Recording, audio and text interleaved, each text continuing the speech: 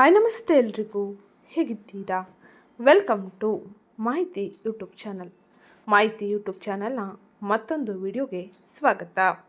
ನಾನಿವತ್ತು ನಿಮಗೆ ತಿಳಿಸೋಕೆ ಬಂದಿರೋ ವಿಷಯ ಏನಪ್ಪ ಅಂದರೆ 2026ರಲ್ಲಿ ಸಾಡೆ ಸಾತಿಯ ಮುಕ್ತಾಯ ಮತ್ತು ಅಂಶ ಯೋಗದ ಶುಭ ಆರಂಭದಿಂದಾಗಿ ಮಕರ ರಾಶಿಗೆ ಸೇರಿದ ಜನರು ತಮ್ಮ ಜೀವನದ ವಿವಿಧ ಕ್ಷೇತ್ರಗಳಲ್ಲಿ ಯಾವೆಲ್ಲ ರೀತಿಯ ಬದಲಾವಣೆಯನ್ನು ನಿರೀಕ್ಷಿಸಬಹುದು, ಹಾಗೆ ಯಾವ ಗ್ರಹದ ಸಂಚಾರದ ಫಲಿತಾಂಶ ಯಾವ ರೀತಿಯಲ್ಲಿ ಯಾವ ಸಮಯದಲ್ಲಿ ನಿಮ್ಮ ಜೀವನದ ಮೇಲೆ ಪ್ರಭಾವವನ್ನು ಬೀರಲಿದೆ, ಹಾಗೆ ಈ ಸಮಯದಲ್ಲಿ ಯಾವ ರೀತಿಯ ಎಚ್ಚರಿಕೆ ಕ್ರಮಗಳನ್ನು ಯಾವಾಗ ತೆಗೆದುಕೊಳ್ಳಬೇಕು ಎಂಬುದನ್ನು ಇವತ್ತಿನ ವಿಡಿಯೋದಲ್ಲಿ ವಿವರವಾಗಿ ತಿಳಿಸ್ಕೊಟ್ಟಿರ್ತೀನಿ. ಅದಕ್ಕೋಸ್ಕರ ಇಲ್ಲಿಂದ ಕೊನೆವರೆಗೂ ವಿಡಿಯೋನ ಸ್ಕಿಪ್ ಮಾಡಲೇ ನೋಡಿ. ಹಾಗೆ ಯಾರಿನ್ನೂ ಚಾನಲ್ಗೆ ಸಬ್ಸ್ಕ್ರೈಬ್ ಮಾಡಿಕೊಂಡಿಲ್ಲ, ಚಾನಲ್ಗೆ ಸಬ್ಸ್ಕ್ರೈಬ್ ಮಾಡ್ಕೊಳ್ಳಿ. ವಿಡಿಯೋಗೊಂದು ಲೈಕ್ ಮಾಡೋದನ್ನ ಮರ್ತಿದ್ರೆ ವಿಡಿಯೋಗೊಂದು ಲೈಕ್ ಮಾಡಿ. ಹಾಗೆ ಈ ವಿಡಿಯೋನ ನಿಮ್ಮ ಕುಟುಂಬದವರಿಗೆ, ಸ್ನೇಹಿತರಿಗೆ ಮತ್ತು ಮಕರ ರಾಶಿಗೆ ಸೇರಿದ ವ್ಯಕ್ತಿಗಳಿಗೆ ಶೇರ್ ಮಾಡಿ. ಹಾಗೆ ಇವತ್ತಿನ ವಿಡಿಯೋ ಕಮೆಂಟ್ ಬಾಕ್ಸ್ನಲ್ಲಿ ಶಂ ಶನೇಶ್ವರಾಯ ನಮಃ, ಮಹಾಲಕ್ಷ್ಮೀ ನಮಃ ಎಂಬ ಕಮೆಂಟ್ ಮಾಡಿ. ಶನಿ ನಿಮ್ಮ ರಾಶಿಯಾಧಿಪತಿಯಾಗಿದ್ದು ಶನಿಯ ಅನುಗ್ರಹಕ್ಕಾಗಿ, ಶನಿಯ ಸಕಾರಾತ್ಮಕ ಪ್ರಭಾವಕ್ಕಾಗಿ ಈ ಒಂದು ಕಮೆಂಟ್ ಮಾಡಿ. ಹಾಗೆ ಮಹಾಲಕ್ಷ್ಮಿಯ ಅನುಗ್ರಹ, ಮಹಾಲಕ್ಷ್ಮಿಯಿಂದ ಉತ್ತಮ ರೀತಿಯ ಫಲಿತಾಂಶವನ್ನು ಪಡೆಯಲು, ಆರ್ಥಿಕವಾಗಿ ಉತ್ತಮ ರೀತಿಯ ಬೆಂಬಲವನ್ನು ಪಡೆಯಲು ಮಹಾಲಕ್ಷ್ಮೀ ನಮಃ ಎಂಬ ಕಮೆಂಟ್ ಮಾಡಿ. ಈಗ ನಾವು ನೋಡೋಣ ಮಕರ ರಾಶಿಯವರಿಗೆ 2026ರ ವರ್ಷ ಭವಿಷ್ಯ. ಅಂದರೆ ವೃತ್ತಿ, ಹಣಕಾಸು, ಆರೋಗ್ಯ, ಕುಟುಂಬ, ಶಿಕ್ಷಣ ಮತ್ತು ಇದರ ಜೊತೆಗೆ ಗ್ರಹ ಸಂಚಾರದಿಂದಾಗಿ ಉಂಟಾಗಿರುವ ದೋಷಗಳ ಪರಿಹಾರಕ್ಕೆ ಯಾವ ಸರಳ ಜ್ಯೋತಿಷ್ಯ ಪರಿಹಾರವನ್ನು ನೀವು ತಪ್ಪದೆ ಅನುಸರಿಸಬೇಕು ಎಂಬುದನ್ನು ಈಗ ತಿಳಿಯೋಣ. ಉತ್ತರಾಷಾಢ ನಕ್ಷತ್ರ 2, 3, 4ನೇ ಪಾದಗಳು, ಶ್ರವಣ ನಕ್ಷತ್ರ 4 ಪಾದಗಳು ಅಥವಾ ಧನಿಷ್ಠ ನಕ್ಷತ್ರ 1, 2ನೇ ಪಾದದಲ್ಲಿ ಜನಿಸಿರುವ ವ್ಯಕ್ತಿಯು ಮಕರ ರಾಶಿಯ ವ್ಯಾಪ್ತಿಗೆ ಬರಲಿದ್ದಾರೆ. ಇನ್ನು ಈ ರಾಶಿಯ ಅಧಿಪತಿಯನ್ನು ನಾವು ನೋಡುವುದಾದರೆ ಶನಿದೇವನಾಗಿದ್ದಾನೆ. ಮಕರ ರಾಶಿಯವರಿಗೆ 2026ರಲ್ಲಿ ದೊಡ್ಡ ನೆಮ್ಮದಿ ಮತ್ತು ಸಾರ್ವಜನಿಕ ವಿಜಯ ಸಿಗುವ ವರ್ಷವಾಗಿರಲಿದೆ. ಅತ್ಯಂತ ಪ್ರಮುಖವಾದ ಶುಭ ಸುದ್ದಿ ಏನೆಂದರೆ ನಿಮ್ಮ 7.5 ವರ್ಷದ ಸಾಡೆ ಸಾತಿ ಕಾಲ ಕೊನೆಗೂ ಮುಗಿದಿದೆ. ನಿಮ್ಮ ರಾಶಿಯಾಧಿಪತಿಯಾದ ಶನಿ ನಿಮ್ಮ 3ನೇ ಮನೆಗೆ ಪ್ರವೇಶಿಸುತ್ತಾನೆ. ಈ ಒಂದು ಸಂಚಾರ ಅಪಾರ ನೆಮ್ಮದಿಯನ್ನು ಮತ್ತು ಧೈರ್ಯವನ್ನು ತರುತ್ತದೆ. ಇನ್ನು ಈ ವರ್ಷದಲ್ಲಿ ಸುವರ್ಣ ಕಾಲವೆಂದರೆ ಜೂನ್ನಿಂದ ಅಕ್ಟೋಬರ್ವರೆಗೂ ನೀವು ಶಕ್ತಿಯುತವಾದ ಗುರುವಿನ ಬಲವನ್ನು ಪಡೆಯಲಿದ್ದೀರಿ. ಗುರು ನಿಮ್ಮ 7ನೇ ಮನೆಯಲ್ಲಿ ಉಚ್ಚ ಸ್ಥಿತಿಯಲ್ಲಿ ಇರುತ್ತಾನೆ. ಇದು ಶಕ್ತಿಶಾಲಿಯಾದ ಅಂಶ ಮಹಾಪುರುಷ ಯೋಗವನ್ನು ಉಂಟು ಮಾಡುತ್ತದೆ. ಇದು ಮದುವೆ, ಪಾಲುದಾರಿಕೆಗಳು ಮತ್ತು ಸಾರ್ವಜನಿಕ ಯಶಸ್ಸಿನ ವರ್ಷವಾಗಿದ್ದು, ನಿಮ್ಮ ಮುಖ್ಯ ಸವಾಲು ಎಂದರೆ ರಾಹು 2ನೇ ಮನೆಯಲ್ಲಿ, ಕೇತು 8ನೇ ಮನೆಯಲ್ಲಿ ಅಕ್ಷವನ್ನು ನಿಭಾಯಿಸುವುದು. ಇದು ನಿಮ್ಮ ಕುಟುಂಬ ಜೀವನ, ಮಾತು ಮತ್ತು ಆರೋಗ್ಯವನ್ನು ಪರೀಕ್ಷಿಸುತ್ತದೆ.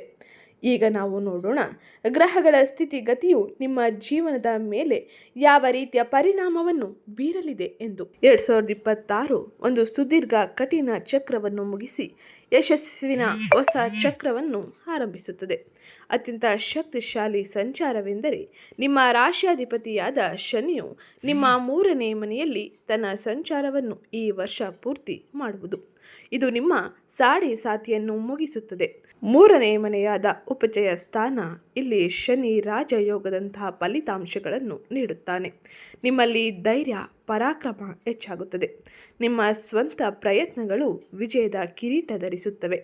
ನೀವು ನಿಮ್ಮ ಶತ್ರುಗಳ ಮೇಲೆ ವಿಜಯವನ್ನು ಸಾಧಿಸಲಿದ್ದು, ಇದು ನಿಮ್ಮ ಬರವಣಿಗೆ, ಮಾರ್ಕೆಟಿಂಗ್, ಸೇಲ್ಸ್, ಮೀಡಿಯಾ, ತಂತ್ರಜ್ಞಾನ ಅಥವಾ ಧೈರ್ಯ ಮತ್ತು ಸಂವಹನ ಅಗತ್ಯವಿರುವ ಯಾವುದೇ ಕೆಲಸಕ್ಕೆ ಅದ್ಭುತವಾದ ಸಂಚಾರವೆಂದೇ ಹೇಳಬಹುದು. ನೀವು ನಿಮ್ಮ ಪ್ರತಿಸ್ಪರ್ಧಿಗಳನ್ನು ತಾಳ್ಮೆ ಮತ್ತು ಛಲದಿಂದ ಮೀರಿಸುತ್ತೀರಿ. ಇನ್ನು 2ನೇ ದೊಡ್ಡ ಆಶೀರ್ವಾದವೆಂದರೆ ಗುರುವಿನ ಸಂಚಾರವೆಂದೇ ಹೇಳಬಹುದು. ಗುರು ಈ ವರ್ಷದ ಆರಂಭದಲ್ಲಿ ಅಂದರೆ ಜೂನ್ 1ರವರೆಗೂ ಮಿಥುನ ರಾಶಿಯಲ್ಲಿ ಮಕರ ರಾಶಿಯ 6ನೇ ಮನೆಯಲ್ಲಿ ಇರುತ್ತಾನೆ. ಇದು ಸ್ಪರ್ಧೆಗಳ ಮೇಲೆ ಗೆಲುವು ಮತ್ತು ಸಾಲ ಪಡೆಯಲು ಒಳ್ಳೆಯದು. ಆದರೆ ನೀವು ಅಜಾಗರೂಕರಾಗಿದ್ದರೆ ಸಾಲಗಳು ಅಥವಾ ಕಾಯಿಲೆಗಳನ್ನು ಕೂಡ ಹೆಚ್ಚಿಸಬಹುದು. ವರ್ಷದ ಸುವರ್ಣ ಕಾಲವಾಗಿ ಜೂನ್ 2ರಿಂದ ಅಕ್ಟೋಬರ್ 30ರವರೆಗೂ ಇರಲಿದೆ. ಈ ಸಮಯದಲ್ಲಿ ಗುರು ತನ್ನ ಉಚ್ಚ ರಾಶಿಯಾದ ಕರ್ಕಾಟಕ ರಾಶಿಯಲ್ಲಿ ನಿಮ್ಮ 7ನೇ ಮನೆಗೆ ಪ್ರವೇಶವನ್ನು ಪಡೆಯಲಿದ್ದಾನೆ. ಇದು ಶಕ್ತಿಶಾಲಿಯಾದ ಅಂಶ ಮಹಾಪುರುಷ ಯೋಗವನ್ನು ಸೃಷ್ಟಿಸುತ್ತದೆ. ಇದು ಮದುವೆ, ಹೊಸ ವ್ಯಾಪಾರ, ಪಾಲುದಾರಿಕೆಗಳು, ಸಾರ್ವಜನಿಕ ಮನ್ನಣೆ ಮತ್ತು ಕೀರ್ತಿಗೆ ಅತ್ಯುತ್ತಮವಾದ ಸಂಚಾರದಲ್ಲಿ ಒಂದಾಗಿದೆ. ನಿಮ್ಮ ಸಾಮಾಜಿಕ ಮತ್ತು ವೃತ್ತಿ ಜೀವನ ಬೆಳಗುತ್ತದೆ.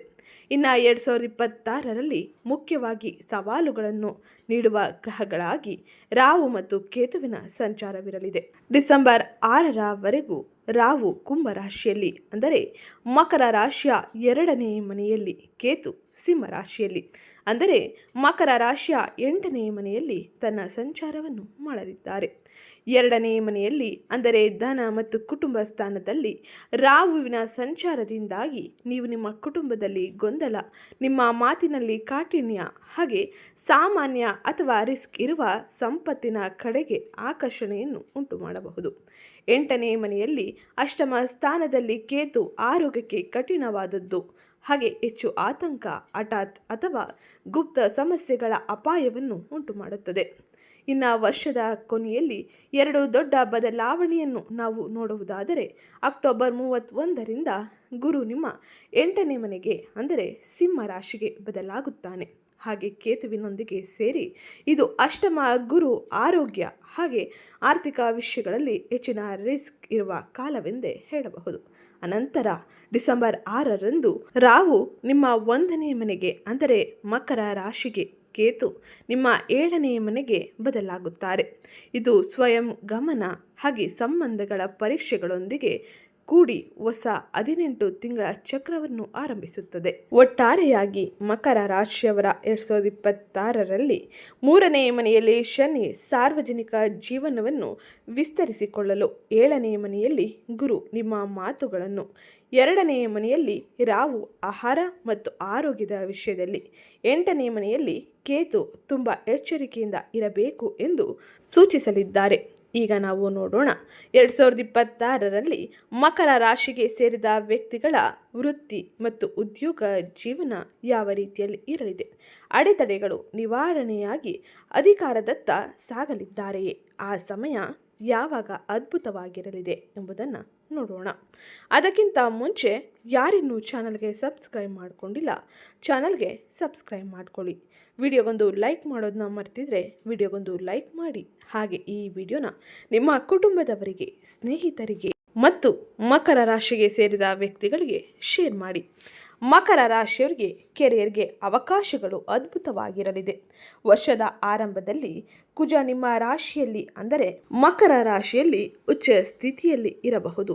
ಇದು ಧೈರ್ಯವಾದ ನಿರ್ಧಾರಗಳೊಂದಿಗೆ ಮುನ್ನಡೆಯಲು ನಿಮಗೆ ಅಪಾರ ಉತ್ಸಾಹ ಮತ್ತು ಅಧಿಕಾರವನ್ನು ನೀಡುತ್ತದೆ.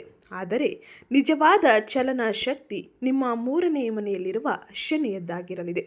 ಇದು ಸ್ವಂತ ಪ್ರಯತ್ನಗಳ ಸ್ಥಾನದಲ್ಲಿ ಶನಿಯ ಸಂಚಾರವು ನಿಮಗೆ ಉತ್ತಮ ರೀತಿಯ ಫಲಿತಾಂಶವನ್ನು ಹಾಗೆ ಪ್ರಯತ್ನವನ್ನು ಮಾಡಲು ಹೆಚ್ಚಿನ ಸಹಕಾರಿಯಾಗಿರಲಿದೆ. ಸಾಡೆ ಸಾತಿಯ ಸಮಯದಲ್ಲಿದ್ದಂತಹ ನೀವು ಸಿಕ್ಕಿ ಹಾಕಿಕೊಂಡಂತೆ ಅಥವಾ ತಡೆಯಲ್ಪಟ್ಟಂತೆ ಇನ್ಮುಂದೆ ಅನುಭವಿಸುವುದಿಲ್ಲ. ನಿಮ್ಮ ಕಷ್ಟಕ್ಕೆ ನೇರವಾಗಿ ಫಲಿತಾಂಶ ಸಿಗುವ ಸಮಯ ಇದಾಗಿರಲಿದೆ. ಮೀಡಿಯಾ, ಬರವಣಿಗೆ, ಸೇಲ್ಸ್, ಮಾರ್ಕೆಟಿಂಗ್, ತಂತ್ರಜ್ಞಾನ, ಫೀಲ್ಡ್ ವರ್ಕ್ ಅಥವಾ ಧೈರ್ಯ ಮತ್ತು ಸಂವಹನ ಅಗತ್ಯವಿರುವ ಯಾವುದೇ ಪಾತ್ರಕ್ಕೆ ಇದು ಅದ್ಭುತ ಸಂಚಾರವಾಗಿರಲಿದೆ. ನೀವು ನಿಮ್ಮ ಸ್ಪರ್ಧೆಗಳನ್ನು ತಾಳ್ಮೆ ಮತ್ತು ಛಲದಿಂದ ಮೀರಿಸಲಿದ್ದೀರಿ. ಇನ್ನು ಜೂನ್ 2ರಿಂದ ಅಕ್ಟೋಬರ್ 30ರವರೆಗೂ 7ನೇ ಮನೆಯಲ್ಲಿ ಉಚ್ಚ ಸ್ಥಿತಿಯಲ್ಲಿ ಗುರುವಿನ ಸಂಚಾರದ ಪರಿಣಾಮವಾಗಿ ನಿಮ್ಮ 1ನೇ ಮನೆ ಅಂದರೆ ರಾಶಿಯ ಮೇಲೆ ಹಾಗೆ 3ನೇ ಮನೆ ಅಂದರೆ ಪ್ರಯತ್ನಗಳ ಮೇಲೆ ತನ್ನ ದೈವ ದೃಷ್ಟಿಯನ್ನು ಬೀರುತ್ತಾನೆ. ಇದು ನಿಮ್ಮನ್ನು ಆಕರ್ಷಕವಾಗಿ ಕಾಣುವಂತೆ ಮತ್ತು ಯಶಸ್ವಿಯಾಗುವಂತೆ ಮಾಡುತ್ತದೆ. ನಿಮ್ಮ ಸಾರ್ವಜನಿಕ ಇಮೇಜ್ ಹೆಚ್ಚಾಗುತ್ತದೆ. ನೀವು ನಾಯಕನಾಗಿ ಅಥವಾ ಪ್ರತಿನಿಧಿಯಾಗಿ ಜನರ ಮುಂದೆ ನಿಲ್ಲುವ ಬಡ್ತಿ ಅಥವಾ ಪಾತ್ರವನ್ನು ಪಡೆಯಲಿದ್ದೀರಿ.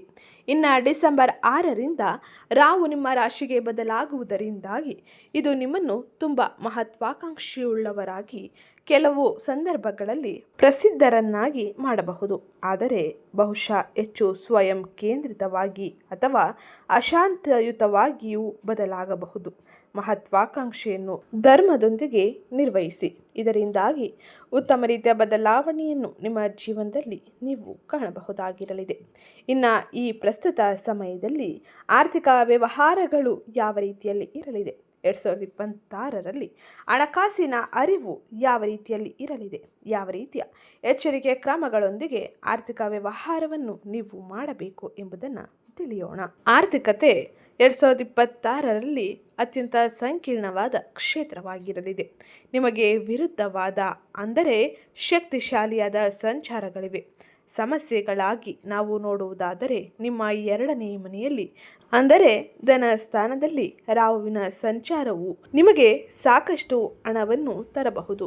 ಆದರೆ ಸಾಮಾನ್ಯವಾಗಿ ಅಸಾಮಾನ್ಯ ವಿದೇಶಿ ಅಥವಾ ರಿಸ್ಕ್ ಇರುವ ಮೂಲಗಳ ಅಂದರೆ ಸ್ಟಾಕ್ಸ್, ಊಹಾಪೋಹದ ವ್ಯಾಪಾರ, ಹಠಾತ್ ಅವಕಾಶಗಳ ಮೂಲಕ ಇದು ಸೋರುವ ಬಜೆಟನ್ನು ಸೃಷ್ಟಿಸುತ್ತದೆ.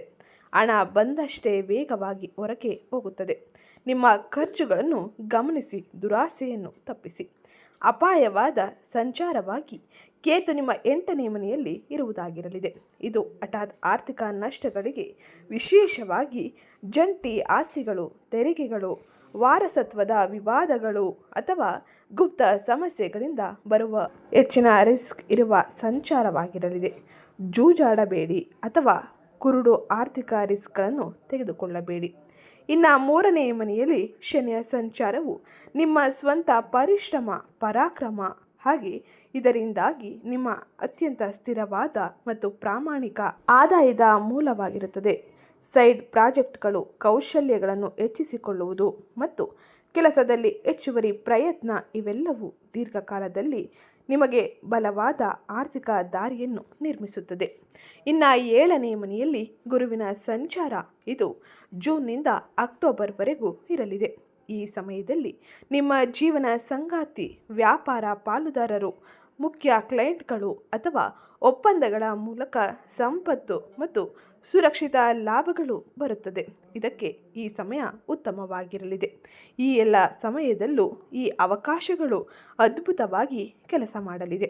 ಈ ಸಂದರ್ಭಗಳನ್ನು ಕಾಪಾಡಿಕೊಳ್ಳುವುದು ಮತ್ತು ಪರಸ್ಪರ ನಂಬಿಕೆಯಿಂದ ಮುಂದುವರಿಯುವುದು ಆರ್ಥಿಕವಾಗಿ ತುಂಬ ಲಾಭದಾಯಕವಾಗಿರಲಿದೆ. ಇನ್ನು ಈ ವರ್ಷವು ಗುರು ನಿಮ್ಮ 8ನೇ ಮನೆಗೆ ಅಕ್ಟೋಬರ್ 31ರಂದು ಪ್ರವೇಶಿಸಿದಾಗ ಕೇತುವಿನೊಂದಿಗೆ ಸೇರುವುದರಿಂದಾಗಿ ಹೆಚ್ಚು ರಿಸ್ಕ್ನೊಂದಿಗೆ ಕೊನೆಗೊಳ್ಳುತ್ತದೆ.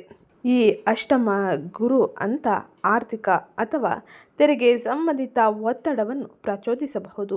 ನೀವು ಎಲ್ಲವನ್ನೂ ಖರ್ಚು ಮಾಡದೆ ವರ್ಷದ ಮಧ್ಯದ ಸುವರ್ಣ ಕಾಲದಲ್ಲಿ ಬುದ್ಧಿವಂತಿಕೆಯಿಂದ ಉಳಿತಾಯ ಮಾಡಬೇಕು ಮತ್ತು ಹೂಡಿಕೆ ಮಾಡಬೇಕಾಗಿರಲಿದೆ. ಇನ್ನು ಈ ಸಮಯದಲ್ಲಿ ಅಂದರೆ 2026ರಲ್ಲಿ ಕುಟುಂಬ ಮತ್ತು ದಾಂಪತ್ಯ ಜೀವನದಲ್ಲಿ ಮಕರ ರಾಶಿಗೆ ಸೇರಿದ ಜನರು ಯಾವೆಲ್ಲ ರೀತಿಯ ಎಚ್ಚರಿಕೆ ಕ್ರಮಗಳನ್ನು ತೆಗೆದುಕೊಳ್ಳಬೇಕು, ಯಾವೆಲ್ಲ ರೀತಿಯ ಬದಲಾವಣೆಯನ್ನು ಈ ವರ್ಷದಲ್ಲಿ ಯಾವ ಗ್ರಹ ಸಂಚಾರದಿಂದಾಗಿ ನೋಡಲಿದ್ದೀರಿ ಎಂಬುದನ್ನು ತಿಳಿಯೋಣ. ಕುಟುಂಬ ಮತ್ತು ಸಂಬಂಧಗಳಲ್ಲಿ ಇದು 2 ವಿರುದ್ಧಗಳ ವರ್ಷವಾಗಿರಲಿದೆ. ನಿಮ್ಮ 7ನೇ ಮನೆಯಲ್ಲಿ ಅಂಶ ಯೋಗದ ಪರಿಣಾಮವಾಗಿ ಅಂದರೆ ಜೂನ್ 2ರಿಂದ ಅಕ್ಟೋಬರ್ 30ರವರೆಗೂ ಮದುವೆ, ಪಾಲುದಾರಿಕೆಯಲ್ಲಿ ದೈವವರ ಹಾಗೆ ನೀವು ಒಂಟಿಯಾಗಿದ್ದರೆ ಬುದ್ಧಿವಂತ ಮತ್ತು ಒಳ್ಳೆಯ ಸ್ವಭಾವದ ವ್ಯಕ್ತಿಯೊಂದಿಗೆ ಮದುವೆಯಾಗಲು ಇದು ಅತ್ಯಂತ ಸಂಭಾವನೀಯ ಮತ್ತು ಶುಭಪ್ರದವಾದ ಕಾಲವಾಗಿರಲಿದೆ. ನೀವು ವಿವಾಹಿತರಾಗಿದ್ದರೆ ನಿಮ್ಮ ಸಂಬಂಧ ಹೆಚ್ಚು ಪ್ರೀತಿಯಿಂದ ಸ್ಥಿರವಾಗಿ ಮತ್ತು ಗೌರವಯುತವಾಗಿ ಬದಲಾಗುತ್ತದೆ. ಮತ್ತೊಂದೆಡೆ ನಿಮ್ಮ ಹುಟ್ಟಿದ ಕುಟುಂಬ 2ನೇ ಮನೆಯಲ್ಲಿ ರಾಹುವಿನ ಕಾರಣದಿಂದಾಗಿ ಕುಟುಂಬದಲ್ಲಿ ಗೊಂದಲ, ವಾದಗಳು ಮತ್ತು ಅಪಾರ್ಥಗಳು ಹೆಚ್ಚಾಗುವ ಸಾಧ್ಯತೆ ಇರಲಿದೆ. ನಿಮ್ಮ ಮಾತು ಕೆಲವೊಮ್ಮೆ ಅರಿತವಾಗಿ, ವ್ಯಂಗ್ಯವಾಗಿ ಅಥವಾ ಅನವಶ್ಯಕವಾಗಿ ಕಠಿಣವಾಗಿ ಕೇಳಿಸಬಹುದು. ಹಣ, ವಾರಸತ್ವ ಅಥವಾ ಮೌಲ್ಯಗಳ ವಿಷಯದಲ್ಲಿ ಭಿನ್ನಾಭಿಪ್ರಾಯಗಳು ಕೂಡ ತಲೆದೋರುವ ಸಾಧ್ಯತೆ ಇರಲಿದೆ. ಆದರೆ ನಿಮ್ಮ ವೈವಾಹಿಕ ಜೀವನ ಮತ್ತು ಪಾಲುದಾರರು ಶಾಂತಿ ಮತ್ತು ಪ್ರಗತಿಗೆ ಮೂಲವಾಗಿರಬಹುದು. ಆದರೆ ನೀವು ಹುಟ್ಟಿದ ಕುಟುಂಬ ನಿಮ್ಮ ಮಾತು ನಿರೀಕ್ಷೆಗಳನ್ನು ಎಚ್ಚರಿಕೆಯಿಂದ ನಿರ್ವಹಿಸಿದರೆ ಉತ್ತಮ ರೀತಿಯ ಬದಲಾವಣೆಯನ್ನು ನೋಡಬಹುದು. ಇಲ್ಲವಾದರೆ ಇದು ಒತ್ತಡಕ್ಕೆ ಕಾರಣವಾಗಲಿದೆ. ಇನ್ನು ಡಿಸೆಂಬರ್ 6ರಂದು ಅಕ್ಷ ಬದಲಾಗಲಿದೆ. ಕೇತು ನಿಮ್ಮ 7ನೇ ಮನೆಗೆ, ರಾಹು ನಿಮ್ಮ ಲಗ್ನದ ಮನೆಗೆ ಬರುವುದರಿಂದಾಗಿ ಇದು ನಿಮ್ಮ ಮದುವೆ ಪಾಲುದಾರಿಕೆಗಳಿಗೆ ಹೊಸ 18 ತಿಂಗಳ ಕಾಲ ಪರೀಕ್ಷೆಯನ್ನು ಆರಂಭಿಸುತ್ತದೆ. ಆದುದರಿಂದ 2026ರಲ್ಲಿ ಬರಲಿರುವ ಈ ಸಂಚಾರವನ್ನು ತಡೆದುಕೊಳ್ಳಬಲ್ಲ ಬಲವನ್ನು, ನಂಬಿಕೆ ಮತ್ತು ತಿಳುವಳಿಕೆಯ ಬುನಾದಿಯನ್ನು ನಿರ್ಮಿಸಿಕೊಳ್ಳಬೇಕಾದ ವರ್ಷವಾಗಿರಲಿದೆ. ಇನ್ನು 2026ರಲ್ಲಿ ಮಕರ ರಾಶಿಯವರ ಆರೋಗ್ಯ ಪರಿಸ್ಥಿತಿ ಯಾವ ರೀತಿಯಲ್ಲಿ ಇರಲಿದೆ, ಆರೋಗ್ಯದ ವಿಷಯದಲ್ಲಿ ಯಾವ ರೀತಿಯ ಎಚ್ಚರಿಕೆ ಕ್ರಮಗಳನ್ನು ತೆಗೆದುಕೊಳ್ಳಬೇಕು ಎಂಬುದನ್ನು ತಿಳಿಯೋಣ. ಅದಕ್ಕಿಂತ ಮುಂಚೆ ಯಾರಿನ್ನೂ ಚಾನಲ್ಗೆ ಸಬ್ಸ್ಕ್ರೈಬ್ ಮಾಡಿಕೊಂಡಿಲ್ಲ, ಚಾನಲ್ಗೆ ಸಬ್ಸ್ಕ್ರೈಬ್ ಮಾಡಿಕೊಳ್ಳಿ. ವಿಡಿಯೋಗೊಂದು ಲೈಕ್ ಮಾಡೋದನ್ನ ಮರಿಬೇಡಿ. ಸಾಡೆ ಸಾತಿಯ ಮುಕ್ತಾಯ ದೊಡ್ಡ ಮಾನಸಿಕ ನೆಮ್ಮದಿಯನ್ನು ತರುತ್ತದೆ. 3ನೇ ಮನೆಯಲ್ಲಿ ಶನಿ ದೈಹಿಕ ತಾಳ್ಮೆ ಮತ್ತು ಶಿಸ್ತಿಗೆ ಕೂಡ ಅದ್ಭುತವಾಗಿದೆ. ಇದು ನಿಯಮಿತ ಫಿಟ್ನೆಸ್ ರೊಟೀನ್, ನಡಿಗೆ, ಯೋಗ ಅಥವಾ ವ್ಯಾಯಾಮವನ್ನು ಆರಂಭಿಸಲು ಅಥವಾ ಮುಂದುವರಿಸಲು ನಿಮಗೆ ಸಹಾಯ ಮಾಡುತ್ತದೆ. ಪ್ರಾಥಮಿಕ ಆರೋಗ್ಯ ಆತಂಕವೆಂದರೆ 8ನೇ ಮನೆಯಲ್ಲಿ ಕೇತು ಡಿಸೆಂಬರ್ 6ರವರೆಗೂ ಇರುವುದರಿಂದಾಗಿ ಇದು ನಿಮ್ಮ ಆರೋಗ್ಯಕ್ಕೆ ಕಷ್ಟಕರವಾದ ಸಂಚಾರವಾಗಿರಲಿದೆ. ಅತಿಯಾದ ಆತಂಕ, ವಿವರಿಸಲಾಗದ ಭಯಗಳು ಅಥವಾ ಹಠಾತ್ತನೆ ಬರುವ ಅಥವಾ ಮೊದಲು ಪತ್ತೆ ಹಚ್ಚಲು ಕಷ್ಟವಾಗುವ ಸಂಕೀರ್ಣ ಅನಾರೋಗ್ಯ ಸ್ಥಿತಿಗಳು ಮತ್ತು ನೀವು ದೇಹದ ಸಂಕೇತಗಳನ್ನು ನಿರ್ಲಕ್ಷಿಸಿದರೆ ಗಾಯಗಳು ಅಥವಾ ಶಸ್ತ್ರಚಿಕಿತ್ಸೆಯ ಅವಶ್ಯಕತೆಯಂತಹ ಅಂಶಗಳನ್ನು ಸೂಚಿಸಬಲ್ಲದು. ಇನ್ನು 2ನೇ ಮನೆಯಲ್ಲಿ ರಾಹುವಿನ ಕಾರಣದಿಂದಾಗಿ ಹಲ್ಲುಗಳು, ಒಸಡುಗಳು, ಗಂಟಲು ಅಥವಾ ವಾಕ್ ಅವಯವಗಳೊಂದಿಗೆ ಸಮಸ್ಯೆಗಳು ಬರಬಹುದು. ಹಾಗೆಯೇ ಅಸ್ತವ್ಯಸ್ತವಾದ ಅಥವಾ ಅನಾರೋಗ್ಯಕರ ಆಹಾರ, ವ್ಯಸನಗಳು ಮತ್ತು ಅತಿಯಾಗಿ ತಿನ್ನುವ ಅಭ್ಯಾಸಗಳಿಂದ ಆರೋಗ್ಯ ಸಮಸ್ಯೆಗಳು ತಲೆದೋರುವ ಸಾಧ್ಯತೆ ಇರಲಿದೆ. ಅಧಿಕ ಅಪಾಯದ ಕಾಲವೆಂದರೆ ಅಕ್ಟೋಬರ್ 31ರಿಂದ ಗುರು ಅಷ್ಟಮ ಗುರುವಾಗಿ ತನ್ನ ಪ್ರಭಾವವನ್ನು ಬೀರುವುದರಿಂದಾಗಿ ನಿಮ್ಮ 8ನೇ ಮನೆಗೆ ಗುರುವಿನ ಪ್ರವೇಶ ಹಾಗೆ ಕೇತುವಿನೊಂದಿಗೆ ಸೇರುವುದರಿಂದಾಗಿ ಆರೋಗ್ಯವನ್ನು ಬಹಳ ಗಂಭೀರವಾಗಿ ಪರಿಗಣಿಸಬೇಕು. ಮೊದಲೇ ಇರುವ ಸ್ಥಿತಿಗಳು ತೀವ್ರವಾಗಬಹುದು ಅಥವಾ ಆಳವಾದ ಶಸ್ತ್ರಚಿಕಿತ್ಸೆ ಬೇಕಾಗಬಹುದು. ನಿಯಮಿತ ತಪಾಸಣೆಗಳು, ಸರಿಯಾದ ಔಷಧಿಗಳು ಮತ್ತು ಸಾತ್ವಿಕ ಜೀವನ ಶೈಲಿ ಬಹಳ ಅವಶ್ಯಕವಾಗಿರಲಿದೆ. ಈ ಸಮಯದಲ್ಲಿ ಇದು ಆರೋಗ್ಯದಲ್ಲಿ ಪ್ರಮುಖವಾಗಿ ಮಕರ ರಾಶಿಯವರು 2026ರಲ್ಲಿ ವಹಿಸಬೇಕಾದ ಎಚ್ಚರಿಕೆಯ ಕ್ರಮವಾಗಿದ್ದು, ಇನ್ನು 2026ರಲ್ಲಿ ವಿದ್ಯಾರ್ಥಿಗಳ ಜೀವನದಲ್ಲಿ ಯಾವೆಲ್ಲ ರೀತಿಯ ಬದಲಾವಣೆಯೂ ಆಗಲಿದೆ ಎಂದು ನೋಡೋಣ. ಕಷ್ಟಪಟ್ಟು ಕೆಲಸ ಮಾಡಲು ಮತ್ತು ಶಿಸ್ತಿನಿಂದ ಸಿದ್ಧರಿರುವ ವಿದ್ಯಾರ್ಥಿಗಳಿಗೆ ಇದು ಅದ್ಭುತ ವರ್ಷವಾಗಿರಲಿದೆ. 3ನೇ ಮನೆಯಲ್ಲಿ ಶನಿಯ ಸಂಚಾರದ ಪರಿಣಾಮವಾಗಿ ಕ್ರಮಬದ್ಧವಾದ ಓದು, ನಿರಂತರ ರಿವಿಷನ್ ಮತ್ತು ಬಲವಾದ ಏಕಾಗ್ರತೆಗೆ ತುಂಬ ಒಳ್ಳೆಯದಾಗಿ ಕೆಲಸ ಮಾಡುತ್ತದೆ. ತನ್ಮೂಲಕ ಪದ್ಧತಿಯಂತೆ ಪ್ರಾಕ್ಟೀಸ್ ಮಾಡುವ ಮೂಲಕ ಸ್ಪರ್ಧೆಗಳ ಪರೀಕ್ಷೆಗೆ ಗೆಲುವು ಶಕ್ತಿಯನ್ನು ಹೆಚ್ಚಿಸುತ್ತದೆ. 6ನೇ ಮನೆಯಲ್ಲಿ ಗುರುವಿನ ಸಂಚಾರ ಜೂನ್ 1ರವರೆಗೂ ಇರುವುದರಿಂದಾಗಿ ಸ್ಪರ್ಧೆಗಳು, ಇಂಟರ್ವ್ಯೂಗಳು, ಪ್ರವೇಶ ಪರೀಕ್ಷೆಗಳು ಮತ್ತು ಆಯ್ಕೆಗಳಲ್ಲಿ ಹಾಜರಾಗುವ ವಿದ್ಯಾರ್ಥಿಗಳಿಗೆ ಮಾನಸಿಕ ಬಲ, ಅವಕಾಶಗಳು ಮತ್ತು ಅವಶ್ಯಕವಾದ ಅದೃಷ್ಟವನ್ನು ನೀಡುತ್ತಾನೆ. ಹಾಗೆಯೇ ಪರೀಕ್ಷೆಯ ಒತ್ತಡವನ್ನು ನಿವಾರಿಸಲು ಮತ್ತು ಪ್ರೇರಣೆಯಿಂದ ಇರಲು ಗುರುವಿನ ಸಹಕಾರ ಹೆಚ್ಚಾಗಿರಲಿದೆ. ಇನ್ನು 8ನೇ ಮನೆಯಲ್ಲಿ ಕೇತುವಿನ ಸಂಚಾರದ ಪರಿಣಾಮವಾಗಿ ಇದು ಸೈಕಾಲಜಿ, ಜ್ಯೋತಿಷ್ಯ, ಡೇಟಾ ಸೈನ್ಸ್ ಮತ್ತು ಮೆಡಿಕಲ್ ರಿಸರ್ಚ್ನಂತಹ ನಿಗೂಢ ಮತ್ತು ಆಳವಾದ ವಿಷಯಗಳನ್ನು ಓದುತ್ತಿರುವವರಿಗೆ ವಿಶೇಷ ಪ್ರಯೋಜನ ನೀಡುತ್ತದೆ. ಸಂಶೋಧನೆ, PhD ಮತ್ತು ಆಳವಾದ ಶೈಕ್ಷಣಿಕ ಕೆಲಸಗಳಲ್ಲಿ ನೀವು ಹೆಚ್ಚು ಆಳವಾಗಿ ಆಲೋಚಿಸಿ ಒಳ್ಳೆಯ ಫಲಿತಾಂಶವನ್ನು ಪಡೆಯುವಂತೆ ಮಾಡುತ್ತಾನೆ. ಒಟ್ಟಾರೆ ಗ್ರಹ ಸಂಚಾರದ ಪರಿಣಾಮವಾಗಿ 2026ರಲ್ಲಿ ಮಿಶ್ರ ಫಲಿತಾಂಶವನ್ನು ಮಕರ ರಾಶಿಗೆ ಸೇರಿದ ಜನರು ಪಡೆಯಲಿದ್ದಾರೆ. ಇನ್ನು ಈ ಪ್ರಸ್ತುತ ಸಮಯದಲ್ಲಿ ಗ್ರಹ ಸಂಚಾರದಿಂದಾಗಿ ಉಂಟಾಗಿರುವ ದೋಷಗಳ ಪರಿಹಾರಕ್ಕಾಗಿ ಮೊದಲಿಗೆ 2ನೇ ಮನೆಯಲ್ಲಿ ರಾಹುವಿನ ಸಂಚಾರದಿಂದಾಗಿ ಆಗುವ ಅನೇಕ ರೀತಿಯ ಸಮಸ್ಯೆಗಳನ್ನು ಪರಿಹರಿಸಲು ಓಂ ದುಂ ದುರ್ಗಾಯೇ ನಮಃ ಎಂಬ ಮಂತ್ರವನ್ನು ನಿಯಮಿತವಾಗಿ ಜಪಿಸುವುದರಿಂದಾಗಿ ಅತ್ಯಂತ ಹೆಚ್ಚಿನ ಶುಭ ಫಲಿತಾಂಶವನ್ನು ನೀವು ಕಾಣಬಹುದು. ಇನ್ನು ಕೇತುವಿನ ಸಂಚಾರದಿಂದಾಗಿ ಆರೋಗ್ಯ ಹಠಾತ್ ಘಟನೆಗಳನ್ನು ಸಂಭಾಳಿಸಲು ನಿಮಗೆ ಬೇಕಾದ ಶಕ್ತಿಯನ್ನು ಪಡೆಯಲು ಗಣೇಶನನ್ನು ಪೂಜಿಸುವುದು, ಗಣೇಶ ಮಂತ್ರವನ್ನು ಪಠಿಸುವುದು ಬಹು ಮುಖ್ಯವಾಗಿರಲಿದೆ. ಇನ್ನು ನಿಮ್ಮ ರಾಶ್ಯಾಧಿಪತಿಯ ಅನುಗ್ರಹಕ್ಕಾಗಿ ಶನಿಯ ಆರಾಧನೆಯನ್ನು ಮಾಡುವುದು ಹಾಗೆ ಹನುಮಾನ್ ಚಾಲಿಸವನ್ನು ಪಠಿಸುವುದು ಬಹು ಮುಖ್ಯವಾಗಿರಲಿದೆ. ಶನಿಯಿಂದಾಗಿ ಸಕಾರಾತ್ಮಕ ಬಲವನ್ನು ಪಡೆಯಲು ನೀವು ಈ ಸಮಯದಲ್ಲಿ ಬಡವರಿಗೆ, ಕೈಲಾಗದವರಿಗೆ ನಿಮ್ಮ ಕೈಯಲ್ಲಾದಷ್ಟು ಸಹಾಯ ಮಾಡಿ. ಇದರಿಂದಾಗಿ ಅತ್ಯಂತ ಹೆಚ್ಚಿನ ಸಕಾರಾತ್ಮಕ ಮತ್ತು ಉತ್ತಮ ಫಲಿತಾಂಶವನ್ನು ನೀವು ನಿಮ್ಮ ಜೀವನದ ವಿವಿಧ ಕ್ಷೇತ್ರಗಳಲ್ಲಿ ನೋಡಬಹುದಾಗಿರಲಿದೆ. ಇದು ಇವತ್ತಿನ ವಿಡಿಯೋ ಆಗಿತ್ತು. ವಿಡಿಯೋ ಇಷ್ಟ ಆಗಿದ್ದಲ್ಲಿ ವಿಡಿಯೋಗೊಂದು ಲೈಕ್ ಮಾಡಿ, ಚಾನಲ್ಗೆ ಸಬ್ಸ್ಕ್ರೈಬ್ ಮಾಡ್ಕೊಳ್ಳೋದನ್ನ ಮರಿಬೇಡಿ. ಸಿಗ್ತೀನಿ ನೆಕ್ಸ್ಟ್ ವಿಡಿಯೋದಲ್ಲಿ.